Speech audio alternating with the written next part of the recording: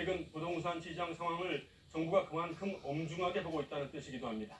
그럼 여기서 김동연 부총리와 함께 오늘 대책의 이모저모 그리고 최근 경제 동향 등에 대해서 자세히 알아보겠습니다. 네, 김동연 경제부총리 어서 오십시오. 네, 안녕하세요. 질문할 내용이 많은데 시간을 네. 많이 드리지 못하는 점 양해해 주시고요. 네, 감사합니다. 오늘 부동산 대책을 직접 발표하셨는데 네. 혹시 좀 이른 감이 있지만 시장의 반응이라든지 전문가들 평가가 어떤지 좀 살펴보고 오셨는지. 읽어봤습니다만 아직 본격적으로 나오고 있지는 않습니다만 저희는 이번 대책을 통해서 부동산 시장 안정화가 이루어질 것으로 보고 있습니다. 저희가 부동산 대책을 낸 것은 크게 세 가지 원칙입니다. 첫째로는 투기는 확실히 잡겠다. 두 번째 실수요자는 보호하겠다. 네. 세 번째는 맞춤형 대책을 내겠다. 네. 이렇게 했습니다. 이런 대책 하에서 저희가 지금 그 특정한 지역에 대한 다주택자, 그다음에 임대사업자들이 그동안 여러 가지 기여를 했습니다만 이번에 좀 문제가 있어서 임대사업자에 대한 조세, 네. 또 금융으로 해서 그 수요 쪽에 대한 대책을 내놨고요. 동시에 이제 공급 대책으로 곧 나올 예정입니다만 지금 30곳에 30만 원 정도 내놓으려고 생각하고 있습니다. 반면에 이제 그 실수요자들, 일가구 주택, 무주택자들에게는 지장이 없도록 하는 대책을 냈기 때문에 수요 측면에서 투기를 막는 방안과 공급 대책이 나오기 때문에 저희는 이 대책이 효과를 봐서 부동산 안정화에 기여할 것을 보고 있습니다. 그리고 이 대책을 해보면 중요한 것은 네. 대책 발표를 끝나는 게 아니라 대책 이후에 정말로 이것이 시장에서 잘 작동하고 있는지를 보는 것이 대단히 중요합니다. 저희가 대책을 발표했지만 시장에서 이것들이 실제로 효과를 내고 있는지 또 부족한 부분이 있다면 어떤 점을 해드릴지를 행정적으로 따져가지고 효과를 보도록 노력을 하겠습니다. 그 말씀하신 대로 세제, 금융 다 두루망란 고강도 규제책인데 저희들이 전문가 몇 분한테 여쭤봤더니 이 시장을 일시적으로 얼어붙게 해서 오름세가 좀 진정될 수는 있는데 장기적으로 보면 매물이 잠겨서 가격이 오를 수도 있지 않겠느냐 이런 지적을 하시는 분들이 있더라고요. 이 부분에 대해서 어떻게 생각하세요? 네, 지금 최근에 이제 이 부동산 투기에 관련된 것은 여러 가지 원인이 있겠지만 단기적으로는 지금 서울과 이후 수도권에서의 이제 그 비정상적인 투기 수요에 이제 실수요자들의 불안 심리가 같이 덧붙여지면서 이와 같은 문제가 단기간에 불거져지는 생각을 하고 있습니다. 네. 그렇기 때문에 이와 같은 것들을 수요 측면에서의 규제도 있지만 또 공급 측면에서 저희가 30곳에 30만 호 대책을 내고 네. 또 그것이 장기적으로 이 실수요도나 이 수요를 이렇게 분산시키는 효과가 있을 거라고 보고 있습니다. 이번에 이제 이와 같은 대책을 내면서 물건 잠기는 것에 대한 생각도 저희가 하면서 했습니다만은 우선은 지금의 시장 상황으로 봐서는 투기 수요의 그 억제와 이 금융 측면에서의 그 규제 그러면서 공급 대책을 내므로써 일정 기간 동안에 효과를 낼 수 있을 것이다 이렇게 생각을 하고 있습니다. 네. 방금 말씀하신 대로 이제 오늘 정책의 핵심 기조가 투기 억제, 실수요자 보호, 그다음에 맞춤형 대책이 아니겠습니까? 그런데 이 전세자금 대출은 상당수가 이제 생계형 대출이 많은데요. 자칫 이 실수요자들까지 피해를 보는 그런 부작용은 없겠습니까? 이제 전세자금도 있고 이제 신규 주택 매입자금도 있을 수 있습니다. 네. 저희가 이 금융 이번에의 규제에 대한 그 메시지는 굉장히 단순합니다. 특정한 지역, 투기 지역과 투기 과열 지구, 그 다음에 조정 지역에 대한 주택 대출은 집이 있는 분들에게는 하지 않겠다는 뜻입니다. 그분들은 분명한 규제를 하겠다는 뜻이 되겠고요. 대신에 실수요자에게는 무주택자나 또는 그 일시적 이주택자 또는 이주택자라고 하더라도 부모 봉양이라든지 직장 분양하는 분들에 대해서는 규제를 두지 않습니다. 네. 그리고 오늘 이제 이 조세 측면도 금융 측면도 그렇고 한데 많은 부분들이 이 전국적으로 하는 것이 아니라 아까 말씀드린 특정 지역에 한정됐다는 말씀을 드리고요. 전세자금의 경우에도 무주택자는 아무 제한이 없습니다. 그리고 1주택자의 경우도 전세자금 경우에 부부 합산 소득이 1억까지 되면 받으실 수 있고요. 그다음에 이제 그 2주택자 이상 분들은 전세를 받지 못하는 이제 국적 보장을 받지 못하는 예. 그런 것이기 때문에 예. 저희가 맞춤형으로 이번에 금융 측면에서도 실수요자를 보호하면서 대책을 냈다 이렇게 생각하고 예. 있습니다. 그 임대사업자들 대출 규제 그리고 세제 감면 혜택 이 부분에 대해서도 여쭤봐야 되겠는데요. 이게 다 이제 신규 사업자들에 해당되는 규제 아니겠습니까? 그렇습니다. 근데 지금 올드라도서만 해도 신규 임대사업자가 7만 명이 지금 넘고 이 전체적으로 33만 명이 넘지 않습니까? 임대사업자들이.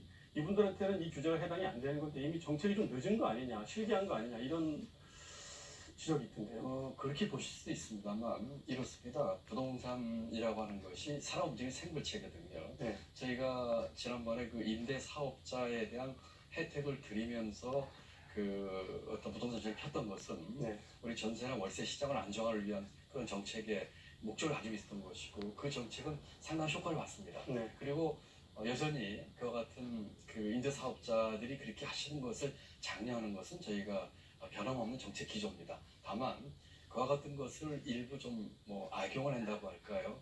그렇게 하면서 그 임대사업자들이 나오는 집을 그 매수를 해서 여러 가지 그 8년 임대하면 주는 혜택 때문에 네. 하는 측면에서 이제 이 투기 수요가 늘어나는 측면이 있기 때문에 맞춤형으로 그런 부분에 대해서 임대사업자들은 혜택을 전부 다 그 제한하는 것은 아니고요. 네. 그중에 이제 그 양도세 중과를 다시 살린다든지 또 부과를 안 했던 종부세를 부과함으로써 그런 부작용을 없애는 것입니다.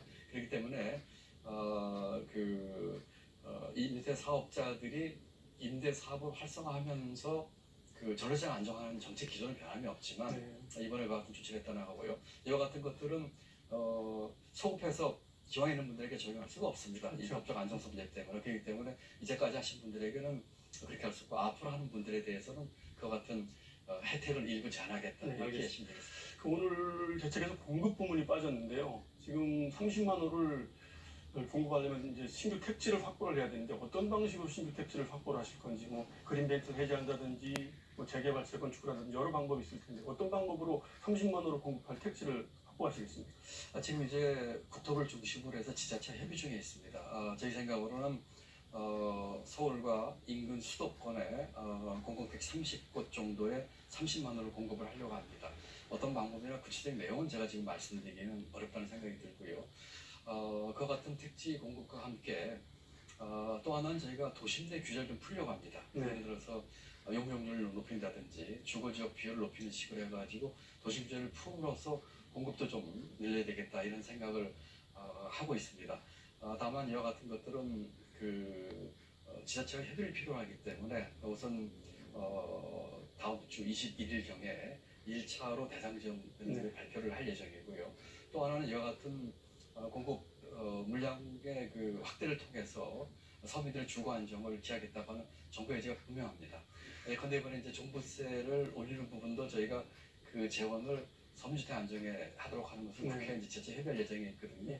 그렇기 때문에 그 같은 걸 통해서 서민 주거 안정에는 확실한 의지를 보이겠다 이렇게 이해해 주시면 좋을 것 같습니다. 그 21일 날 발표될 공급 대책에 얼마 전에 사전 누출된 수도권 그 후보지 이 부분은 제외가 되는 겁니까? 어떻게 되는 겁니까? 그 부분은 제가 지금 말씀드리기 좀 지금 오늘 여기서 말씀드리기 어렵고요. 다만 이런 자리를 빌어서 국민 여러분께 좀 당부를 좀 드리고 싶습니다. 저희가 저희 기재부에서 약 10개 팀 이상을 팀을 구성을 해가지고 현장을 쭉 돌아봤습니다. 네. 중개업자도 만나보고 국민도 만나봤습니다. 10인 10색입니다. 부동산은 말씀하신 분들마다 네. 다 다릅니다. 네. 그런데 누구나가 동의하는 것은 투기와 직감을 잡아야 되는 다 동의합니다. 정부가 어떤 정책을 냈을 적에 성공의 관건은 국민 여러분의 협조입니다. 부동산이라고 하는 것은 다른 재화와 달리 공급이 제한되어 있는 것이거든요. 네. 또 많은 국민들이 선호하는 공급은 더 제한되어 있습니다. 그렇죠. 그렇기 때문에 정부가 지금 현 시장 상황에 맞는 대책을 맞추면 했는데 국민 여러분께서 얼마나 이해를 하시고 이 부동산 주택이라고 하는 것이 투기 대상이 아니라 주거의 대상이고 공동체에서 같이 정권의 대책을 통해서 투기를 잡고 또 집값을 안정하겠다는데 같이 협조해 주셔야 된다 이런 말씀이죠.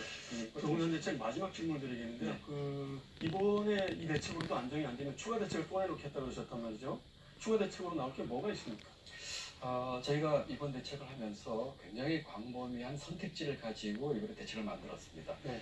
최종적으로 결정한 것은 아까 말씀드린 것처럼 투기는 막겠다, 실수요자는 확실히 보호하겠다, 맞춤형이라 하겠다 이렇게 했거든요. 그렇기 때문에 저희가 지금의 그 아까 말씀드린 수요 공급을 다 같이 했기 때문에 그 대책을 효과를 보려고 기대를 합니다. 만약에 이번 대책으로도 집값의 불안정 상황이 다시 생긴다면 네. 아주 신속하고 확실하게 정부의 의지를 보이면서 부동산 시장 안정화에 기여를 할 것입니다. 이번에 검토를 하면서 저희가 선택하지 않은 여러 가지 대안들, 그 밖에 또 다른 대안까지 다 생각을 하면서 그때 상황에 맞는 대책을 통해서 확실하게 집값 안정하도록 하겠습니다. 이번에 고용 문제를 좀 여쭤봐야 될 것 같은데요. 어제 발표된 8월 고용 지표를 보면 굉장히 상황이 안 좋거든요. 네. 이 왜 그렇다고 보십니까? 고용 문제를 저희가 그동안 설명을 해온 그 문제의 원인은 첫째로는 구조적인 원인, 두 번째는 경기의 원인, 세 번째는 일부 정책으로 입혀진 원인이 있다고 생각을 했습니다. 이 세 네. 가지가 복합적으로 작용을 했다고 생각하는데 8월 통계를 보면서는 정책에 따른 효과가 상당히 좀 더 나타났다 이렇게 저희는 봅니다. 제가 가장 아프게 생각하는 건 이 서비스 부문입니다. 네. 서비스 부문에서 2000년 이후에 2003년 카드 대란이 있을 때에 한 달 빼놓고 처음으로 서비스에서 인원이 줄었습니다. 네.